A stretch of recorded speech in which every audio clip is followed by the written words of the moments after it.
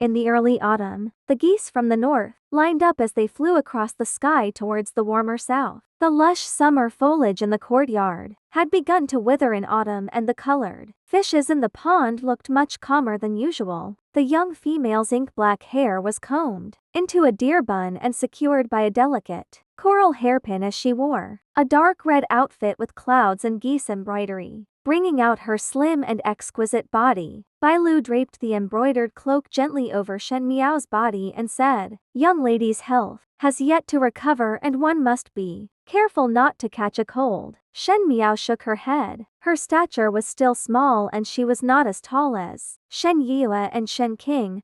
Her face was also rounded and, combined with her usual cowardly characteristics, she seemed to be a few years younger than her actual age, just reaching 11 or 12 years old. But today she was somewhat different. Xuanzang watched by the side and felt slightly peculiar in her heart. The young female's complexion was fair and she was small and petite, without even a smile on her face. She did not look cold or foolish but was somewhat indifferent, and one could feel some sense of yearning as she gazed into the skies. She was standing like before but gave off a slightly dignified feeling, like she had gained a unique air overnight, and there was a sense of grace in the atmosphere. Xuanzang shook her head as if she could wipe the absurd thought from her mind. She smiled and looked towards Shen Miao.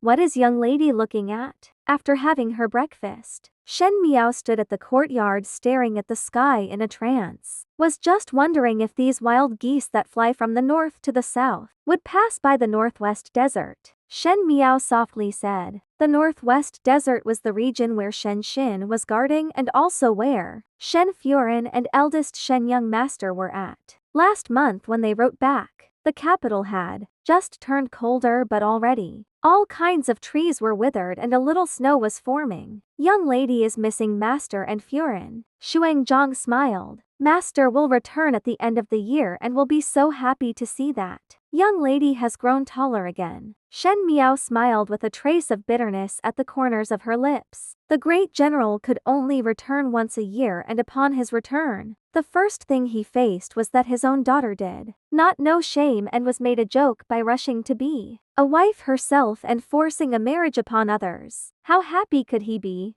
Not to mention the one that she was obsessed with was a vile person who only wanted to use the Shen family army to fight for the throne. The fight for the throne was a messy affair that the Shen family was not willing to interfere in, but unfortunately they were dragged into it by her blind love, which led to the destruction of the entire clan. Shen Miao closed her eyes. It was just a short time of half a year, but it was long enough for so many things to happen. Once she reached marriageable age, her marriage had become a matter that the East Courtyard could use against her as leverage. It seemingly started from this year that the East Courtyard removed the disguise to show the evil beast beneath and forced her step by step to a dead end, until she was unable to return. Young lady, Bailu saw that little mistress's expression was not right as she clutched the cape so tightly that her fingers had turned white, so she softly called out. Shen Miao recovered to her senses and saw Guyu jogging over. Young lady,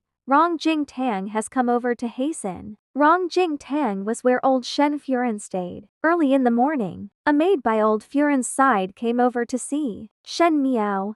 When she saw that Shen Miao was unhindered, she said to go over to old Furen's to perform her greetings when her health was better. Was it in fact a greeting, or was it to condemn Shen Miao with more people at her side, who wasn't aware of it? Shen Miao lightly smiled and tightened her cloak before saying, "Let's go." In the Shen residence, the east and west courtyards were entirely different. When old General Shen was still alive, he would often practice his swordplay and boxing in an empty yard in the west courtyard. After old General Shen died, Shen Gi and Shen Wan took the route of literary officials, and only Shen Xin took up the old general's mantle. Thus the empty yard together with the west courtyard was given to Shen Xin.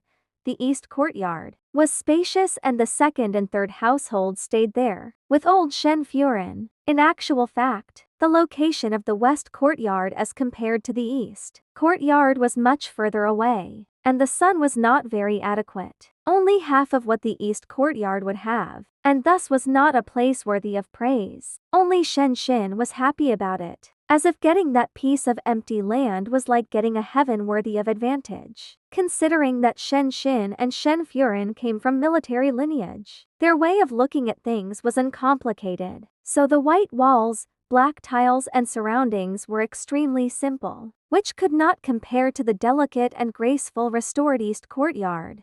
That is why Shen Miao felt very dissatisfied with her family's west courtyard and was envious of the elegance and adorableness of the east courtyard, and because of it, she complained about Shen in her heart. Now looking at it, she found her ignorance ridiculous. Their own courtyard, though plain, was not lacking in anything. It displayed tolerance and open-mindedness. So how could it compare to the monsters and demons in the east courtyard? That courtyard was adorned with gold and jade on the outside but foul in the inside. After walking through the long corridor and passing the exquisitely trimmed garden, they then reached the main doors of Rongjingtang. Most likely it was to highlight the ambience of a literary background, but Rongjingtang's layout was especially elegant. There was a bamboo plaque hung on the door, and the bronze crane carvings on the handles were very detailed and lively. "Fifth young lady is here," Sheer, who was beside old Shen called out. Shen Miao took a step into Rongjingtang. Rongjingtang was the picture of a joyous and harmonious scene, and almost everyone was in attendance. The second Furin of the Shen family, Ren Wanyun, and the third Furin of the Shen family, Chen Ruokia, were seated below old Furin.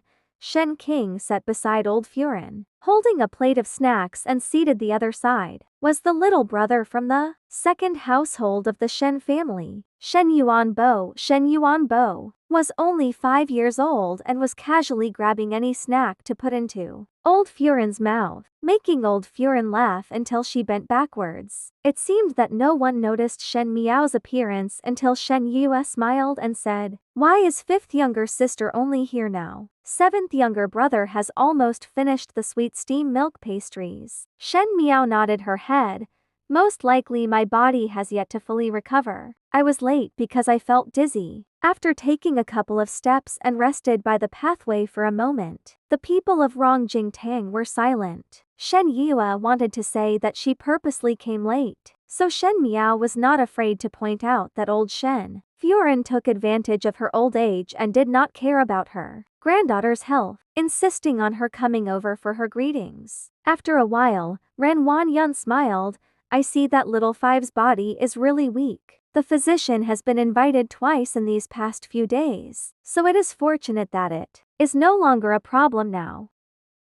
Is your health better?" A hoarse voice sounded with a trace of impatience that was not easy to detect. Shen Miao looked up towards old Shen Furin. Old Shen Furin had already tucked away the smile on her face and had a haughty expression on. She was obviously 70 years of age, but she still wore a peach red collared button top over a tight and thin skirt. There was a green jade necklace on her neck, and she carried an embroidered pouch, while her silver hair was styled into a cloud-like bun that was dotted with some jade beads. She was a female who was very particular about appearances. In her last lifetime, during Shen Miao's time in the women's chambers, she always felt that old Shen Furin was the most noble of women, the type that was still elegant even in her later years. That air of elegance fascinated her once, but now she found that it's somewhat ridiculous. Old General Shenzhu Anpei, Shen's mother, was from a prestigious household, and was a genuine lady from a noble house who, unfortunately, died at middle age. Afterwards, old General Shen saved a songstress from a local ruffian when his army marched through some place. Seeing that the songstress had nowhere to go and was earnestly requesting to serve as a concubine, he brought her back. She then gave birth to Shen Gi and Shen Wan for the old general, elevating her status, a songstress that broke clear of all hardships, becoming Shen Furin. And afterwards, old Shen Furin,